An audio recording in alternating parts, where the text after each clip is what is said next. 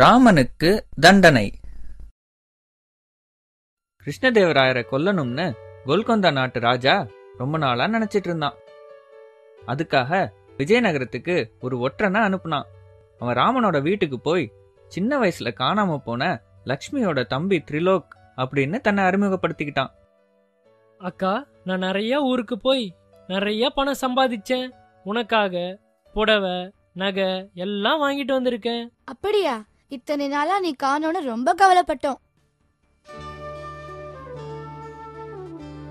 என்னங்க, சின்ன வயசுல காணாம போன என் தம்பி திரிலோக் 15 வருஷம் கழிச்சு வந்திருக்கான். அப்படியா? ரொம்ப சந்தோஷம். வா திரிலோக், எங்க கூட கொஞ்ச நாள் கண்டிப்பா இருக்கணும். அந்த ஒற்றன் ராமன் எழுதுற மாதிரி ராஜாவுக்கு ஒரு கடிதம் எழுதினான். அதுல ஒரு ரகசியத்தை பத்தி பேசுறதுக்காக ராஜா தன் வீட்டுக்கு தனியா வரணும்னு எழுதியிருந்தான்.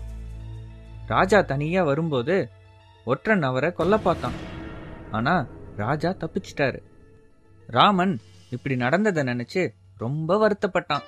அவன் ராஜா கிட்ட போய், அந்த ஒற்றனை நம்பி நான் வீட்டுல இடம் கொடுத்தது நினைச்சு வெக்கமா இருக்கு மகாராஜா. தயவு செய்து எனக்கு தண்டனை கொடுங்க. இல்ல ராமா, நான் உன்னை நம்புறேன். இதுவும் தப்பு இல்ல.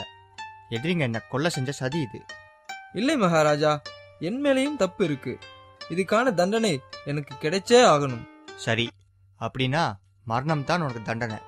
எப்படி சாகணும்னு நீயே முடிவு பண்ணிக்கோ.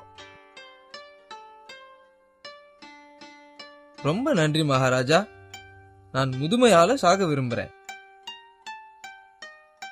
நீ இந்த தண்டனையிலிருந்து தப்பிச்சிருவேன்னு எனக்கு தெரியும். உன்னை நினைச்சா ரொம்ப பெருமையா இருக்கு ராமா.